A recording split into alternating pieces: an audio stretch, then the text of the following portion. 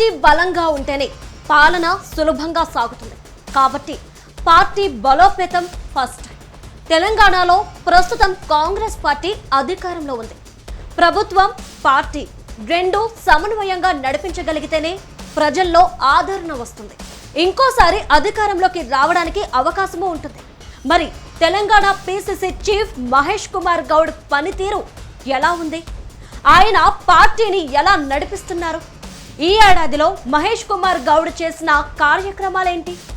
Party పరంగా తీసుకున్న నిర్ణయాలు ఏంటి? పార్టీని బలంగా ముందుకు నడిపిస్తున్నారా లేదా ఇబ్బంది పడుతున్నారా? Let's watch this story. Revanth Reddy అనే నేను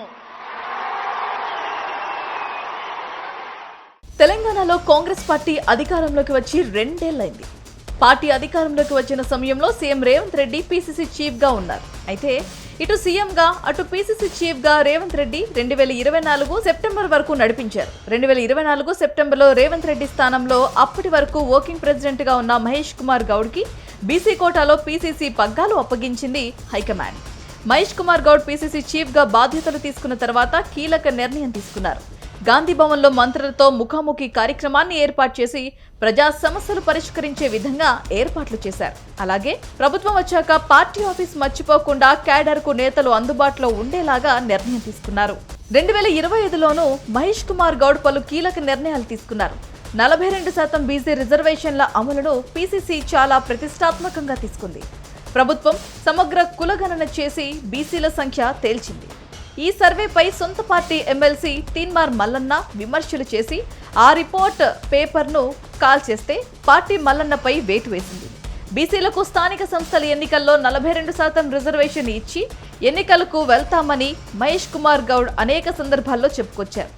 దీనికోసం అసెంబ్లీలో చట్టం చేసి కేంద్రానికి పంపించి ఆర్డినెన్స్ చేసి గవర్నర్కి పంపించారు. కేంద్ర ప్రభుత్వంపై ఒత్తిడి తెచ్చే విధంగా ధర్నాలు చేసి పెద్దలను కలిశారు. కోర్టులో స్టే రావడంతో పార్టీ పరంగా 42% ఇస్తామని చెప్పి పార్టీ ప్రభుత్వ ఎన్నికలకు వెళ్లారు. పీసీసీ చీఫ్ మాత్రం 42% రిజర్వేషన్ల విషయంలో వెనక్కి తగ్గేది లేదని చట్టపరంగా సాధిస్తామన్నారు.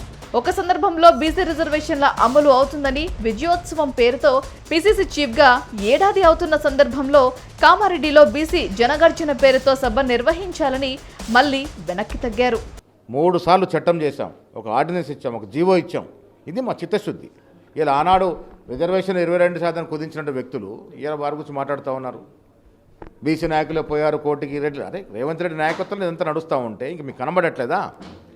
సో మాకు చిత్తశుద్ధి ఉంది, మాకు అకుంఠిత దీక్షతో ముందుకు పోతా ఉన్నాం. బీసీలకు పరిపూర్ణ న్యాయం చేయాలన్న తపన మా ముఖ్యమంత్రికి ఉంది, మాకు ఉంది. డెఫినెట్గా చేసి తీరుతాం. మంత్రుల ముఖాముఖి కార్యక్రమం గ్యాప్ వస్తూ సాగింది తప్ప రెగ్యులర్ గా సాగలేదు.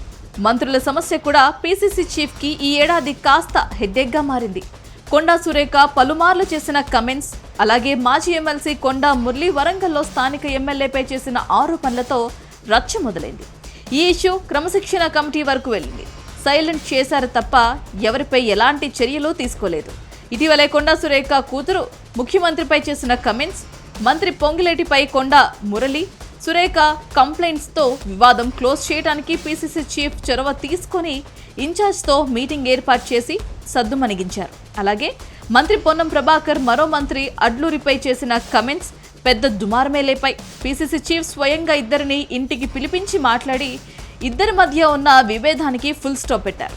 మంత్రుల వివాదాలను మహేష్ కుమార్ గౌడ్ బాగానే హ్యాండిల్ చేశారు.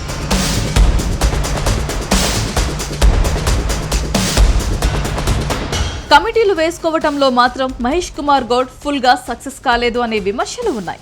ఇప్పటికే పీసీసీ చీఫ్ గా ఏడాది పూర్తి చేసుకున్న కేవలం టీపీసీసీ జనరల్ సెక్రటరీలు, సీనియర్ వైస్ ప్రెసిడెంట్లు మాత్రమే భర్తీ చేశారు. రీసెంట్ గా మాత్రం పెద్ద ఎత్తున కసరత్తు చేసి డీసీసీ అధ్యక్షుల నియామకం చేశారు. కానీ పార్టీలో కీలకమైన వర్కింగ్ ప్రెసిడెంట్లు, పీసీసీ సెక్రటరీ, ఫ్రంటల్ ఆర్గనైజేషన్ల కమిటీ మాత్రం వేయలేదు. తొందరలో వస్తాయని చెప్పుకుంటూ వస్తున్నారు తప్ప ఇప్పటికీ పీసీసీ ఫుల్ కమిటీలు మాత్రం ఫిలప్ కాలేదు. ఇలా పీసీసీ చీఫ్ గా కమిటీల విషయంలో మాత్రం కాస్త వెనుకబడ్డారని చెప్పొచ్చు. మహేష్ కుమార్ గౌడ్ ఇన్ఛార్జ్ తో కలిసి జనహిత పాదయాత్ర చేశారు. ఉమ్మడి జిల్లాలోని ఒక నియోజకవర్గంలో పాదయాత్ర చేసి ఒకరోజు రాత్రి అక్కడే బస చేసి జిల్లా నేతలను కలిశారు. పీసీసీ చీఫ్ గా మహేష్ కుమార్ బాధ్యతలు తీసుకున్న తర్వాత వచ్చిన గ్రాడ్యుయేట్ ఎమ్మెల్సీ టీచర్స్, ఎమ్మెల్సీలు జరిగాయి. కానీ పార్టీ ఆశించిన స్థానాలు గెలవలేదు. అలాగే జూబ్లీహిల్స్ ఉప ఎన్నికల్లో మాత్రం అభ్యర్థి ఎంపిక విషయం నుంచి పూర్తిగా దృష్టి పెట్టి అన్ని బాధ్యతలు తీసుకున్నారు. ఉప ఎన్నిక భారీ విజయం సాధించడంతో ఆ గెలుపును తన ఖాతాలో వేసుకున్నారు. అలాగే సర్పంచ్ ఎన్నికల్లోనూ పార్టీ బలోపేతం చేసిన అభ్యర్థులు ఎక్కువ స్థానాల్లో గెలిచారు. ఇవి రెండు మాత్రం పీసీసీ చీఫ్ గా మహేష్ కుమార్ గౌడ్ అందుకున్న విజయాలు. పీసీసీ చీఫ్ గా మహేష్ కుమార్ గౌడ్ ను తప్పించి మంత్రివర్గంలోకి తీసుకుంటారనే చర్చ సైతం జోరుగా సాగింది. కానీ పీసీసీ చీఫ్ మాత్రం ఆ ప్రచారాన్ని కొట్టిపారేశారు. తాను పీసీసీ చీఫ్ పదవితోనే సంతృప్తిగా ఉన్నానని తేల్చి చెప్పారు. ఈ నేపథ్యంలోనే పీసీసీ చీఫ్, సీఎం మధ్య కాస్త గ్యాప్ వచ్చిందనే ఊహాగానాలు కూడా వచ్చాయి. కొన్ని నిర్ణయాల్లో ఇద్దరి మధ్య వ్యత్యాసం వచ్చిందని పార్టీ వర్గాల్లో చర్చ నడిచింది. కొన్ని సందర్భాల్లో పీసీసీ చీఫ్ కేబినెట్ విస్తరణపై, కేబినెట్లో మంత్రుల శాఖల మార్పులపై చేసిన కమెంట్స్ ముఖ్యమంత్రికి నచ్చలేదని టాక్.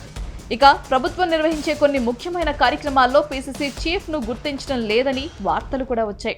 తగిన ప్రాధాన్యత ఇవ్వటం లేదని, పార్టీలో ముఖ్య నాయకులు సైతం పీసీసీ ప్రోటోకాల్ పాటించడం లేదనే విమర్శలు ఉన్నాయి. 2025లో పీసీసీ చీఫ్ గా మంత్రుల మధ్య సమన్వయం చేయడం, పీసీసీ కమిటీలో general secretary, vice president, DCC అధ్యక్షుల నియామకం వేసుకోవడం, జూబ్లీహిల్స్ ఉప ఎన్నికలో గెలుపు, సర్పంచ్ స్థానాల్లో మెజారిటీ సాధించడం, జనహిత పేరుతో ఓ రౌండ్ పాదయాత్ర చేయడం లాంటివి చేశారు. మొత్తానికి కొన్ని విజయాలు ఉన్నాయి, కొన్ని పోరాటాలు ఉన్నాయి, కొన్ని విమర్శలు, ఆరోపణలు ఉన్నాయి. మరి రానున్న ఏడాదిలోనైనా పార్టీ బలోపేతం, నేతల మధ్య గ్యాప్ లేకుండా చూడడం, పార్టీ ప్రభుత్వం మధ్య గ్యాప్ లేకుండా పార్టీని ముందుకు నడపడం, 42% బీసీ రిజర్వేషన్ అమలు చేసేందుకు కృషి చేస్తారో లేదో వేచి చూడాలి.